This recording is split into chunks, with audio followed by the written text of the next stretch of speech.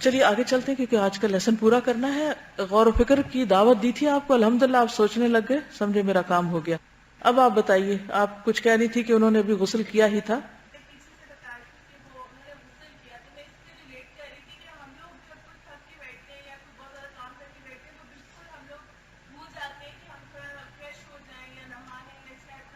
بالکل، یعنی سفر سے تھک کر واپس آ کر ہم عام طور پر اریٹیٹڈ ہوتے ہیں، ہے نا؟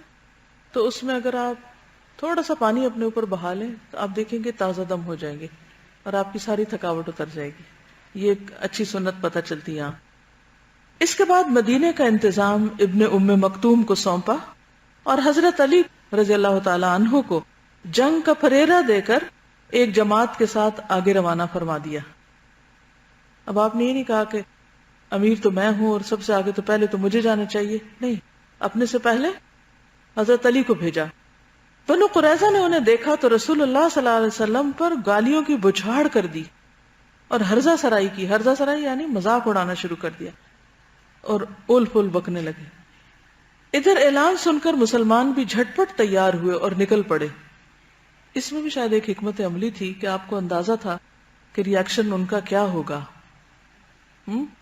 جب ان کی طرف سے یہ ری ایکشن سامنے آیا تو صحابہ کے اندر اور زیادہ ایک جرأت پیدا ہوگی کہ اب تو جانا ہی چاہیے کہ وہ تو واقعی، یہ تو سب کو پتا تھا کہ انہوں نے بدعہدی کی ہے. لیکن اس کے بعد ہوتا ہے نا کہ انسان کو ایک زخم لگتا ہے، پھر ذرا وقت گزر جاتا ہے تو انسان ڈھیلا پڑ جاتا ہے. لیکن یہاں اس موقع پر یہ کام ایسا نہیں تھا کہ جس میں اب غفلت برتی جائے. ان کی خبر لینا نہایت ضروری ہو گیا تھا. سمجھ رہے؟ بعض لوگ ابھی راستے میں ہی تھے کہ عصر کا وقت ہو گیا، چنانچہ کچھ لوگوں نے وہیں نماز پڑھ لی اور کچھ لوگوں نے بنو قریظہ پہنچنے تک مؤخر کی. اب اس میں آپ دیکھیے کہ کچھ لوگوں نے اس کی تعویل کی کہ آپ کا مقصد یہ تھا کہ فوراً پہنچو، اور کچھ نے لٹرل میننگ لیا اور کہا کہ نہیں، ادھر پہنچ کے ہی پڑھنی ہے. حضور کس پہ ناراض ہوئے؟ کسی پہ بھی نہیں، کیونکہ وہ پہنچ رہے تھے، انہوں نے دیکھا کہ نہیں ٹائم ہو چکا ہے، پڑھ لی جائے. رسول اللہ صلی اللہ علیہ وسلم بھی مہاجرین و انصار کے جلوہ میں نکلے اور بنو قریظہ کے انا نامی ایک کنویں پر پڑاؤ ڈالا، راستے میں رکے. یعنی اللہ تعالیٰ نے بنو قریظہ کے دلوں میں روب ڈال دیا اور وہ اپنی گڑھیوں میں قلعہ بند ہو گئے. یہ کام پہلے جا کے کس نے کیا تھا؟ جبریل علیہ السلام نے، کہ وہ مقابلے کے لیے تیار نہ ہوئے بلکہ قلعوں میں اندر بند ہو کے بیٹھ گئے، ڈر گئے. انہیں لڑائی کی جرأت نہ ہوئی. وہ قرآن پاک میں تھا نا، وَقَذَفَ فِي قُلُوبِهِمُ الرُّعْبَ. مسلمانوں نے سختی سے محاصرہ جاری رکھا. یہود نے جب دیکھا کہ محاصرہ طول پکڑ رہا ہے تو چاہا کہ اپنے بعض مسلمان حلیفوں سے مشورہ کریں. اچھا، یہ جو بات ہے نا، یہاں بھی محاصرہ اور وہاں بھی محاصرہ، کہاں؟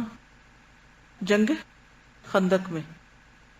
ایک ہی جیسا کام کرتے کرتے بندہ تھک نہیں جاتا ہے نا؟ ابھی 1 مہینہ تو خندق کے ارد گرد ہم کھڑے ہو کر آئے، دن رات وہیں رہے، گھروں میں نہیں سو رہے تھے، گھروں میں نہیں آ رہے تھے، وہیں رہے. ابھی واپس پہنچے ہی نہیں کہ فوراً کہا کہ ادھر چلو دوسری طرف. وہاں جا کر نکلے تو تھے جنگ کو، لیکن آگے وہ تو اندر گھس گئے، چھپ گئے. اب دوبارہ وہی کام پھر شروع ہو گئے، پھر محاصرہ. اب یہ جو محاصرہ ہوتا ہے، اس میں ایک طرح سے پہرا دینا ہوتا ہے کہ دشمن باہر نہ نکلے اور حملہ آور نہ ہو، اور اس کی نقل و حرکت پہ نظر رکھی جائے. یہ بھی ایک ڈیوٹی ہے. لڑائی نہیں ہو رہی، کھڑے ہیں، اسلحہ پہن کے کھڑے ہیں، اسلحہ پہن کے نماز روزہ ہو رہا ہے، اسلحہ پہن کے سب کام ہو رہے ہیں، یونیفارم میں آل دا ٹائم. آپ نے اسلحہ نہیں پہنا ہوا، لیکن صرف دن کا ایک حصہ جب یونیفارم پہنتے ہیں اس کے بعد کیفیت کیا ہوتی؟ کیا دل چاہتا ہے؟ اب اتار دیں، تھک گئے، بور ہو گئے اس سے. یہاں پر یونیفارم تو کیا، وہ اوپر زریں پہنی ہوئی تھی، اسلحے اٹھائے ہوئے تھے. قرآن پاک میں حکم بھی آتا ہے نا صلاۃ الخوف کے، اس میں کہ اپنے اسلحے کو اٹھائے رکھو. اب سارا وقت ایک چیز بندے نے اٹھائی ہوئی کندھوں کے اوپر، ایک مشکل کام ہے، لیکن صحابہ کرام خوش دلی کے ساتھ کر رہے ہیں کیونکہ اجر بہت بڑا ہے. جس شخص کی نظر اجر پہ ہوتی ہے اس کے لیے باقی ساری چیزیں غیر اہم ہو جاتی ہیں. سب کچھ چھوٹا ہو جاتا ہے. اب یہ جو اللہ کے راستے میں پہرا دینا ہے یا محاصرہ کرنا ہے، اس کے بارے میں آتا ہے رسول اللہ صلی اللہ علیہ وسلم نے فرمایا اللہ تعالیٰ کے راستے میں ایک دن کی پہرا داری دنیا اور جو اس پر ہے اس سے بہتر ہے، ہر چیز سے زیادہ قیمتی ہے. ہیرے جواہرات اور دنیا کی خوبصورت چیزیں اور جس کسی چیز کی بھی انسان تمنا کر سکتا ہو زمین پر حاصل کرنے کی، ان سب چیزوں سے زیادہ اہم ہے. ایک اور حدیث میں آتا ہے آپ صلی اللہ علیہ وسلم نے فرمایا اللہ کی راہ میں ایک دن رات کا پہرا دینا ایک ماہ کے ایسے روزے جو چھوڑے نہ جائیں اور ایک ماہ کے ایسے قیام جس میں کمی نہ کی جائے اس سے زیادہ بہتر ہے. اور اگر پہرا دینے والا اسی میں فوت ہو جائے تو اس کا عمل اس کے لیے نیک عمل کی طرح دوبارہ اٹھنے تک قیامت تک جاری کر دیا جاتا ہے. یعنی اس کا عمل جاری رہتا ہے قیامت تک، جتنے بھی ڈیز آئیں گے دوبارہ لکھا جائے گا لکھا جائے گا لکھا جائے گا، اور اسے عذاب قبر سے بچا لیا جاتا ہے. تو کیوں تھکیں گے؟ بعض اوقات ایسا ہوتا ہے ریسپشن پہ آپ کی ڈیوٹی لگ جاتی ہے، یا اس وقت میں جب سارے سو رہے ہوتے ہیں آپ اکیلے کہیں بیٹھے ہوتے ہیں، آپ بور ہو رہے ہیں، آپ کہتے ہیں اب یہ ڈیوٹی بہت سخت ہے، رونا شروع کر دیتے ہیں، بہت سخت ڈیوٹی ہے، بہت تھک گئے ہم. لیکن اس ڈیوٹی کا اجر کتنا ہے کہ جس میں انسان اللہ کے نام پہ کسی کام کی حفاظت کر رہا ہو، اس کی نگرانی کر رہا ہو، اس کو دیکھ رہا ہو. دنیا میں کام تو بہت ہے کرنے کو، لیکن ہماری یہ ذہنیت ہے نا بس ایک مخصوص کام ہی باعث اجر ہے اور دوسرا اجر بھول جاتے ہیں. آپ دیکھیے ذرا اس کا اجر. ٹھیک ہے یہ جنگ کی حالات میں رکھی گئی یہ بات، لیکن یہاں جو کہا گیا وہ اللہ کے راستے میں کہا گیا ہے. اس جملے کو یاد رکھیے. اور یہ کس کا اجر ہے؟ ایک دن رات کا، 24 آورز کا. کتنا؟ ایک مہینے کے روزے جس میں سے کوئی نہ چھوڑا جائے، ایک مہینے کا قیام جس میں کبھی کمی نہ کی جائے. رمضان میں بھی ہم کبھی 2 رکعت اوپر نیچے کر ہی جاتے ہیں نا. ایک اور حدیث ہے مجاہد اور ابو ہریرہ سے روایت ہے کہ وہ ایک دفعہ چوکی داری کر رہے تھے. جیسے ابو ہریرہ کی ڈیوٹی ایک دفعہ کہاں لگی تھی؟ جہاں پر کیا رکھا ہوا تھا؟ فطرانے کا غلہ وغیرہ رکھا ہوا تھا. ٹھیک ہے، عید الفطر سے پہلے وہ جمع ہوتا ہے نا، پھر بعد میں بیت المال پر غریبوں مسکینوں کو بانٹا جاتا ہے. تو اسی طرح ایک اور جگہ مجاہد اور ابو ہریرہ چوکی داری کرے تو وہاں تو وہ شیطان 3 رات آتا رہا تھا نا، کہ ساحل پر گھبراہٹ کے آثار دکھائی دیے. ان سے کہا گیا کوئی بات نہیں، تو لوگ چلے گئے، ابو ہریرہ وہیں کھڑے رہے. ایک شخص وہاں سے گزرا، اس نے پوچھا ابو ہریرہ آپ کو کس بات نے یہاں کھڑا رہنے دیا؟ سب جا چکے ہیں، آپ کیوں کھڑے ہیں؟ ابو ہریرہ نے کہا میں نے رسول اللہ صلی اللہ علیہ وسلم سے سنا ہے موقف ساعۃ فی سبیل اللہ خیر من قیام لیلۃ القدر عند الحجر الاسود. اللہ کے راستے میں ایک گھڑی کا کھڑے ہونا حجر اسود کے قریب لیلۃ القدر کے قیام سے زیادہ بہتر ہے. اللہ کے راستے میں کھڑے ہونا، اللہ کے گھر کی نگرانی کرنا، چاہے آپ کسی مسجد میں یا کسی دینی ادارے میں یا کسی بھی جگہ پر آپ کو ایسی کوئی ڈیوٹی ملی ہے کہ آپ یہاں کھڑے ہو جائیں اور آنے جانے والوں پر نظر رکھیں. سیکیورٹی پہ آپ کی ڈیوٹی ہے کہیں اور. آپ کو معلوم ہے کہ جب کسی کو ایسی کوئی ڈیوٹی ملتی ہے تو لوگ کیا سمجھتے ہیں کہ شاید ہمیں کوئی معمولی انسان سمجھ لیا گیا اور یہاں کھڑا کر دیا گیا. حالانکہ پھر وہی بات کہ بعض اوقات چھوٹی سی غفلت سے بڑے بڑے نقصان ہو جاتے ہیں. آپ اتنی ساری جانوں کی حفاظت کے لیے کام کر رہے ہیں، آپ اتنے سارے لوگوں کی رہنمائی کا کام کر رہے ہیں، آپ لوگوں کو فیسیلیٹیٹ کر رہے ہیں، اور اتنا بڑا اجر ہے آپ کے لیے، اور آپ اس کام کو حقیر سمجھتے ہیں اور اس میں آپ ایمانداری نہیں برتتے. ایک اور حدیث ہے رسول اللہ صلی اللہ علیہ وسلم نے فرمایا کیا میں تمہیں لیلۃ القدر سے بھی افضل رات نہ بتاؤں؟ وہ رات جب ایک پہرے دار زمین پر اللہ کے لیے اتنے خوف میں پہرا دے کہ شاید وہ گھر نہیں پلٹے گا. یعنی بعض اوقات ایسا ہوتا ہے نا کہ ایسی جگہوں پہ ڈیوٹیاں لگ جاتی ہیں کہ جہاں بس مرنے کا ہی ڈر ہوتا ہے کہ شاید واپس نہ گھر جا سکیں. ملک میں بھی امن و امان قائم کرنے کے لیے بعض اوقات پولیس کی ڈیوٹیز ایسی جگہ لگ جاتی ہیں، بعض اوقات فوج کی ڈیوٹی ایسی جگہ لگ جاتی ہے کہ جہاں بندے کو یہ یقین نہیں ہوتا کہ واپس گھر جائے گا یا نہیں. اور کتنی دفعہ لوگ آن ڈیوٹی مارے جاتے ہیں. تو شاید ان بیچاروں کو خود بھی یا ان کے گھر والوں کو کسی کو بھی اس اجر کی توقع نہ ہو. تو جب انسان کو اجر کا پتہ چل جاتا ہے تو اس کو پھر مشکل سے مشکل کام بھی مشکل نہیں لگتا، وہ اس کو پورے اعتماد کے ساتھ کرتا ہے۔ ایک اور حدیث میں ہے، عثمان کے آزاد کردہ غلام ابو صالح کہتے ہیں کہ میں نے منا میں عثمان رضی اللہ تعالیٰ عنہ کو فرماتے ہوئے سنا، وہ کہہ رہے تھے اے لوگوں میں تمہیں ایک حدیث سناتا ہوں جو میں نے رسول اللہ صلی اللہ علیہ وسلم سے سنی ہے۔ آپ نے فرمایا اللہ کی راہ میں ایک دن کا پہرا دینا عام حالات میں 1000 دن سے افضل ہے، اس لیے جو شخص جس طرح چاہے اس میں حصہ لے۔ یہ کہہ کر آپ نے فرمایا کیا میں نے پیغام پہنچا دیا؟ لوگوں نے کہا جی ہاں۔ فرمایا اے اللہ تو گواہ رہے۔ ایک اور حدیث میں آپ صلی اللہ علیہ وسلم نے فرمایا لوگوں میں بہترین زندگی اس شخص کی ہے جو اپنے گھوڑے کی لگام تھامے اس کی پشت پر اللہ کے راستے میں اڑا جا رہا ہو، جب وہ دشمن کی آواز سنے یا خوف محسوس کرے تو اسی طرح موت کو تلاش کرتے ہوئے اڑ جائے، یعنی ڈرے نہیں اور آگے بڑھتا جائے۔ ایک اور حدیث میں آتا ہے نبی صلی اللہ علیہ وسلم نے فرمایا جو شخص سرحدوں کی حفاظت کرتا ہوا فوت ہو جائے وہ قبر کے فتنے سے بچا لیا جائے گا اور بڑی گھبراہٹ کے دن امن میں رہے گا۔ وہ کون سا دن ہے؟ کیونکہ اس نے خوف کے دن میں ڈیوٹی دی تھی، اس نے تکلیف میں کام کیا تھا۔ صبح اور شام اسے جنت سے رزق پہنچایا جائے گا اور قیامت تک اس کے لیے پہرا دینے کا ثواب لکھا جاتا رہے گا۔ ایک اور جگہ پر فرمایا ہر شخص کا عمل اس کے مرنے پہ ختم کر دیا جاتا ہے، کتاب بند ہو جاتی ہے، ہاں پہرا دینے والے کا عمل قیامت تک برابر بڑھتا رہتا ہے اور قبر کے فتنے سے بھی محفوظ رہتا ہے۔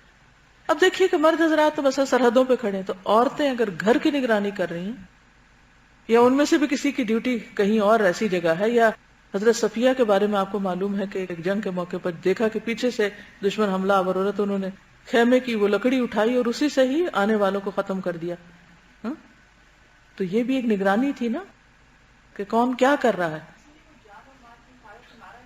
جی ہاں، اسی لیے جان اور مال کی حفاظت میں مارا جانے والا بھی شہید کہلاتا ہے۔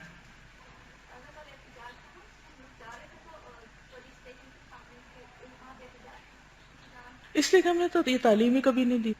آپ میں سے کتنوں کو یہ پتا ہے؟ پتہ ہی نہیں، ہم نے دین پڑھا ہی نہیں۔ تو جب دین ہی نہیں پڑھا تو نہ دین کی خبر، نہ دنیا کی خبر، نہ کوئی دنیا کا موٹیویشن چیز ہمارے سامنے، نہ آخرت کی، تو اسی لیے تو نکمی بیکار قوم بن کے رہ گئے ہم۔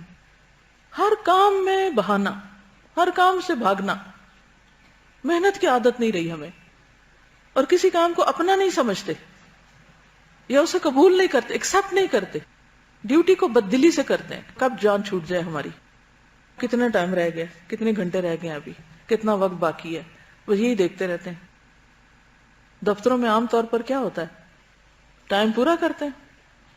نہیں، اب تو ایک آدھا گھنٹہ رہ گیا، اب کیا جانا واپس اوپر، گھر چلتے ہیں، اب کل آ کے کر لیں گے کام۔ چھٹی کا بہانہ چاہیے ہوتا ہے ہمیں۔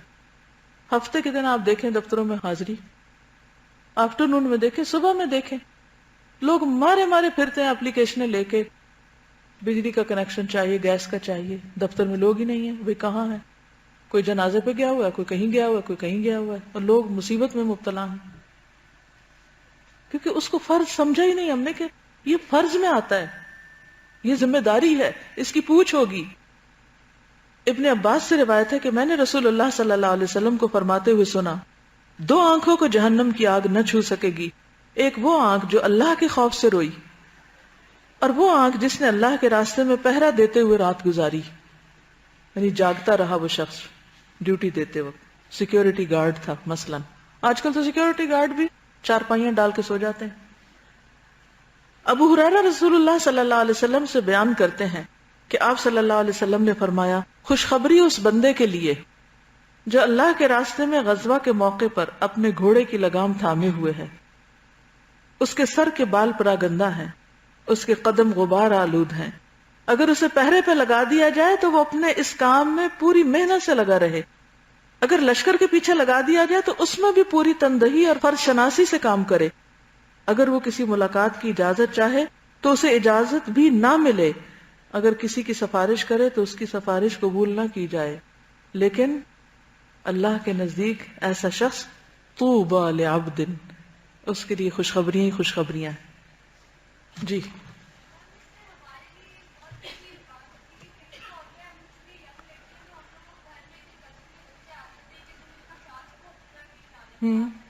کوئی بھی، ہر کوئی اپنے اپنے کانٹیکس میں سوچے، ٹھیک ہے نا، کہ کہاں کہاں میری ذمہ داری کیا ہے اور میں اس کے ساتھ کیا کر رہی ہوں.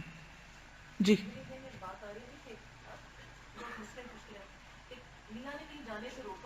ہاں، چھپ کے چلے گئے.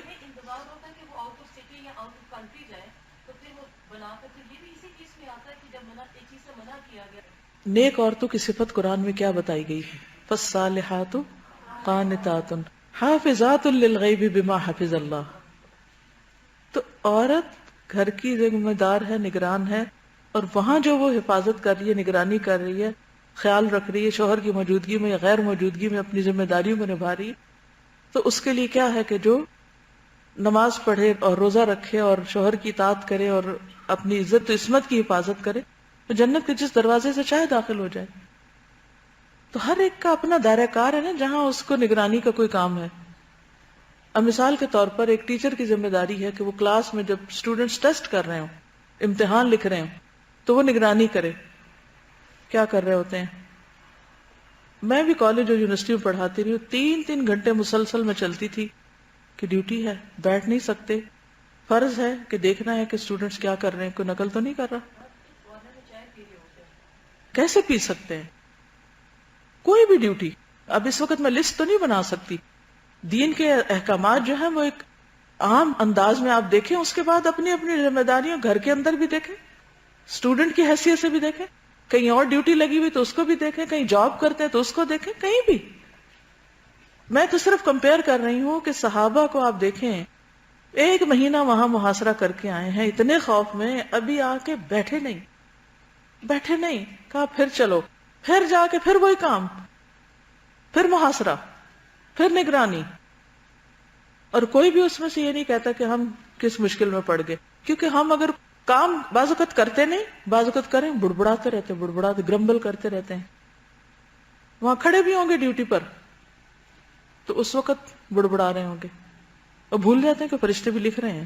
اگر کوئی ذمہ دار نہیں دیکھ رہا یا کام کے وقت میں ہم کچھ اور کر رہے ہیں، کیونکہ بعض لوگ دفتروں میں کچھ اور گھر کا کام لے آتے ہیں، وہ اس ذمہ داری کو نہیں پورا کرتے جس کی انہیں تنخواہ مل رہی ہے. ہوتا ہے ایسے. کیا کرتے ہیں لوگ دفتروں میں؟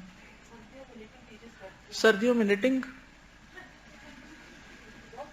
اس کو کہتے ہیں کیا ہے، وہ کوئی برا بھی نہیں سمجھتا.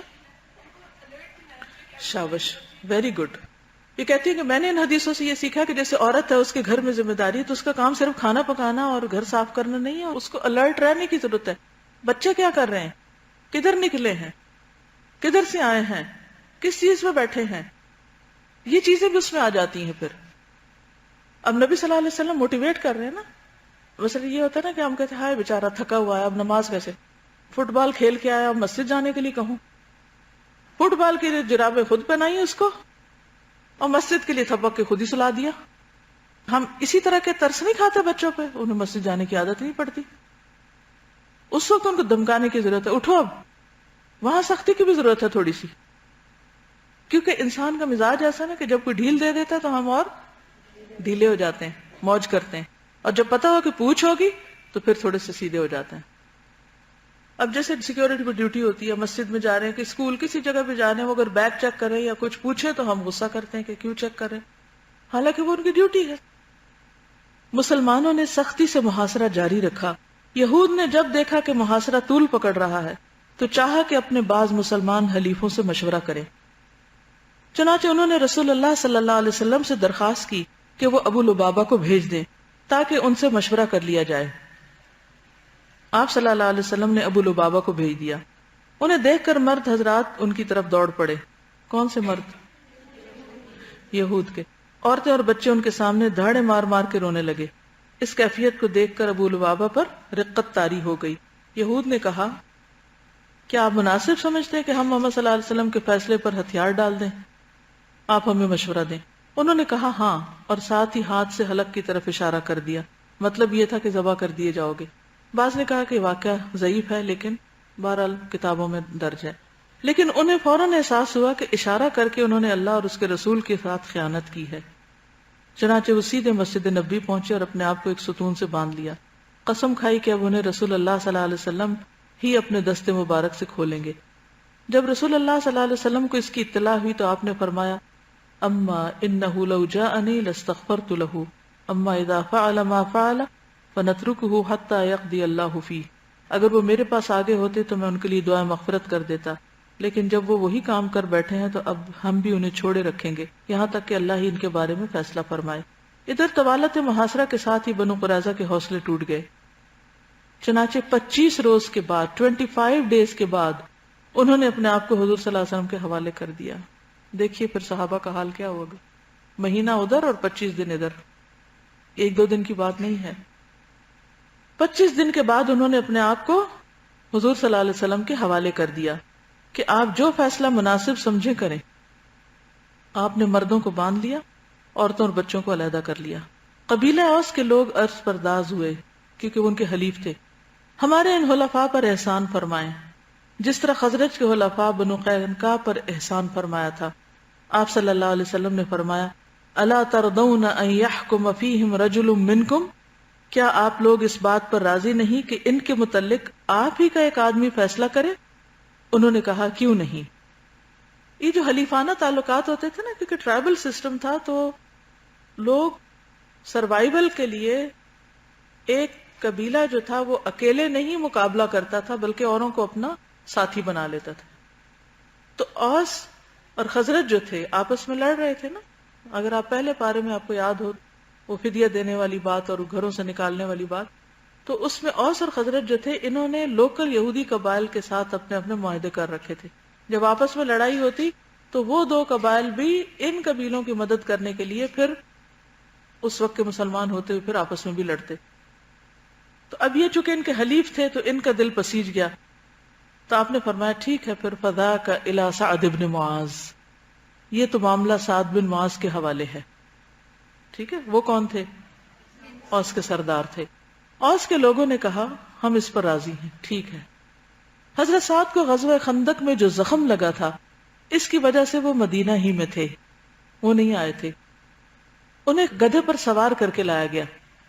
جب رسول اللہ صلی اللہ علیہ وسلم کے قریب پہنچے تو آپ نے فرمایا قوموا الی سیدکم، اپنے سردار کی جانب اٹھو، یعنی ان کا استقبال کرو. یہاں پر یہ ایک اہم مسئلہ سمجھا دوں کہ جو سردار ہو یا خود بڑا ہو وہ تمنا نہ رکھے، طلب نہ کرے، لوگوں سے ڈیمانڈ نہ کرے کہ اس کے آنے پہ کھڑے ہوں. لیکن لوگوں کو کیا کرنا چاہیے کہ جب مثلا والدین آ رہے ہیں، کوئی گھر میں آ رہا ہے، کوئی مہمان آ رہا ہے یا کوئی بڑا آ رہا ہے تو کیا کریں؟ اٹھ کے استقبال کر کے ملاقات کریں اس سے.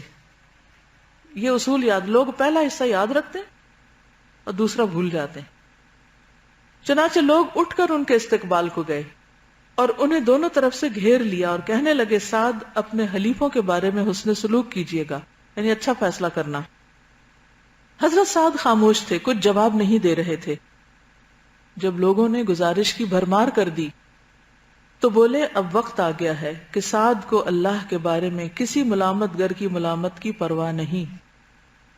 یہ سن کر بعض لوگ وہیں سے مدینہ پلٹ آئے اور قیدیوں کی موت کا اعلان کر دیا. جن کو باندھا گیا تھا ان کی موت کا اعلان کر دیا. کس نے؟ حضرت سعد نے. اور سعد کو کس نے حکم بنایا تھا؟ خود انہوں نے. نہیں، حضور نے نہیں بنایا، انہوں نے بنایا تھا.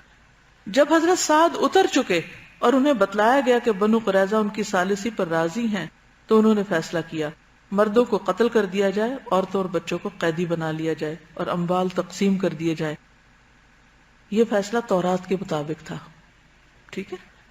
رسول اللہ صلی اللہ علیہ وسلم نے فرمایا لقد حکمت فیہم بحکم اللہ من فوق 7 سماوات، تم نے ان کے بارے میں وہی فیصلہ کیا ہے جو 7 آسمانوں کے اوپر اللہ تعالیٰ کا فیصلہ ہے. یہ فیصلہ یہودی شریعت کے مطابق بلکہ ان کی شریعت کے فیصلے کے مقابلے میں زیادہ رحم اور نرمی پر مبنی تھا. ٹھیک ہے. لیکن بلیم کس کو کیا جاتا ہے؟ آپ کو پتا بنو قریظہ کے اس واقعے کو اسلام کے خلاف آج اتنا استعمال کیا جاتا ہے چونکہ ہم لوگوں کو بیک گراؤنڈ پتہ نہیں ہوتی کہ سب کیوں ہوا، انہوں نے کس قسم کی بدعہدی کی، پھر انہوں نے خود ہی حکم تسلیم کیا، حضرت سعد سے فیصلہ کروانا چاہا، خود ہی قلعوں میں گھس گئے اور پھر اس کے بعد انہی کی شریعت کے مطابق فیصلہ ہوا تھا. لیکن الزام کس کو ہے کہ مسلمان جو ہیں وہ کروئل ہیں. حضرت سعد بن معاذ کے اس فیصلے کے بعد بنو قریظہ کو مدینہ لایا گیا اور بنو نجار کی ایک عورت جو حارث کی صاحبزادی تھی ان کے گھر میں قید کر دیا گیا، اور مدینے کے بازار میں خندقیں کھودی گئیں، پھر انہیں ایک ایک گروہ کر کے لے جایا گیا اور ان خندقوں میں ان کی گردنیں مار دی گئیں۔ ان کی تعداد 400 اور کہا جاتا ہے کہ 600 اور 700 کے درمیان تھی۔ انہی کے ساتھ بنو نذیر کا سردار ہویئی ابن اخطب بھی مارا گیا۔ یہ یہود کے ان 20 سرداروں میں سے ایک تھا جنہوں نے قریش اور غطفان کو غزوہ احزاب کے لیے تیار کیا تھا، یعنی کوئی چھوٹا جرم نہیں تھا یہ۔ پھر بنو قریظہ کے پاس آ کر انہیں عہد شکنی پر برگلایا تھا، یہاں تک کہ انہوں نے مسلمانوں کی زندگی کے مشکل ترین اوقات میں ان کے ساتھ غداری کی تھی۔ آج بھی غدار کی سزا کیا ہوتی؟ کوئی کسی قوم کے ساتھ، کسی ملک کے ساتھ جب کوئی غداری کرتا ہے، کسی معاہدے کی خلاف ورزی کر کے اس قوم کی سیکیورٹی کو خطرے میں ڈال دیتا ہے تو اس کی کیا سزا ہوتی؟ جی یہی ہوتی ہے جو یہاں بتائی جا رہی۔ یہاں تک کہ انہوں نے مسلمانوں کی زندگی کے مشکل ترین اوقات میں ان کے ساتھ غداری کی تھی، اور غداری کرتے وقت ہویئی سے یہ شرط لگائی تھی کہ یہ بھی ان کے ساتھ رہے گا، اور جو حشر ان کا ہوگا وہی اس کا بھی ہوگا۔ چنانچہ محاصرہ اور ہتھیار ڈالنے کے دوران میں یہ بھی ان کے ساتھ قتل کر دیا گیا۔ المرء مع من احب۔ بنو قریظہ کے چند افراد ہتھیار ڈالنے سے پہلے مسلمان ہو گئے تھے، ان سے کوئی تعرض نہیں کیا گیا، انہیں کچھ نہیں کہا گیا جو مسلمان ہو گئے۔ بعض لوگوں کو ہبہ کروا لیا گیا تھا، انہیں بھی چھوڑ دیا گیا۔ ہبہ کرانے کا مطلب یہ کہ یعنی کہ غلامی میں عصرت دے دیا گیا، اور وہ مسلمان ہو گئے یعنی جنہیں ہبہ کیا گیا تھا۔ ان کی ایک عورت بھی قتل کی گئی کیونکہ اس نے چکی کا پارٹ پھینک کر حضرت خلاد بن سوید کو قتل کر دیا تھا، یہ قصاص میں قتل ہوئی تھی۔ قرآن پاک میں آتا نا الحر بالحر والعبد بالعبد والانثى بالانثى، تو اس لیے خاتون کو بھی یہاں پکڑا گیا۔ ہتھیار اور اموال جمع کیے گئے، 1500 تلواریں، 300 زرہیں، 2000 نیزے، 500 ڈھال، بہت سا سامان، بہت سے برتن، اونٹ اور بکریاں جمع ہوئیں۔ اتنا کچھ ہوتے ہوئے بھی ان کے اندر اتنا خوف تھا کہ وہ باہر نکل کے لڑے نہیں۔ آپ صلی اللہ علیہ وسلم نے کھجوروں، درخت اور قیدیوں سمیت سب کا خمس نکال کر، 5واں حصہ نکال کر بقیہ مال غنیمت فوجیوں پہ تقسیم کر دیا۔ جو پیدل تھا اسے 1 حصہ، جو شہ سوار تھا اسے 3 حصے دیے، 1 حصہ اس کا اپنا اور 2 حصے اس کے گھوڑے کے۔ قیدیوں کو نجد بھیج کر ان کے بدلے ہتھیار خریدے گئے۔ البتہ نبی صلی اللہ علیہ وسلم نے ان میں سے حضرت ریحانہ بنت زید بن عمرو بن خنافہ کو اپنے لیے منتخب کیا۔ پھر کہا جاتا ہے کہ انہیں اپنی ملکیت میں رکھا، اور کہا جاتا ہے کہ انہیں آزاد کر کے شادی کر لی۔ حجۃ الوداع کے بعد ان کا انتقال ہو گیا۔ کن کا؟ حضرت ریحانہ کا۔ جب بنو قریظہ کا کام تمام ہو چکا تو بندہ صالح حضرت سعد بن معاذ کی دعا قبول ہو گئی۔ وہ مسجد نبی کے خیمے میں تھے تاکہ نبی صلی اللہ علیہ وسلم قریب ہی سے ان کی عادت کر لیا کریں۔ ان کے اوپر ایک بکری گزر گئی جس سے زخم کھل کر ہنسلی کے پاس سے بہہ پڑا، اور اس قدر خون نکلا کہ وہ وفات پا گئے۔ ان کا جنازہ مسلمانوں کے ساتھ فرشتوں نے بھی اٹھایا، اور ان کی موت پر رحمان کا عرش لرز اٹھا۔ ادھر ابو لبابہ پر 6 راتیں گزر چکی تھی، نماز کے لیے ان کی بیوی انہیں کھول دیتی تھی، اس کے بعد وہ پلٹ کر پھر اپنے آپ کو ستون سے باندھ لیتے۔ اس کے بعد حضرت ام سلمہ کے مکان میں ان کی قبولیت توبہ کی بشارت نازل ہوئی۔ حضرت ام سلمہ نے انہیں یہ بشارت دی تو لوگ انہیں کھولنے کے لیے دوڑ پڑے، مگر انہوں نے انکار کر دیا کہ رسول اللہ صلی اللہ علیہ وسلم کے علاوہ انہیں کوئی اور نہ کھولے گا۔ چنانچہ نبی صلی اللہ علیہ وسلم نماز فجر کے لیے نکلے تو انہیں کھول دیا۔ غزوہ بنو قریظہ کے بعد مسلمانوں کو مزید کئی عسکری کارروائیاں انجام دینی پڑی، ان میں اہم کارروائیاں حسب ذیل ہیں۔ آج میں چونکہ آگے سے بھی دیکھ رہی تھی، پھر میں حیران تھی کہ ایک کے بعد ایک سریہ، ایک کے بعد ایک سریہ، کہیں امن اور آرام سے بیٹھنے کا کوئی وقت ہی نہیں، کیونکہ زندگی کام کے لیے نا، آرام تو جنت میں ہے۔ سبحانک اللہم و بحمدک نشہد ان لا الہ الا انت نستغفرک و نتوب الیک۔ السلام علیکم ورحمۃ اللہ وبرکاتہ۔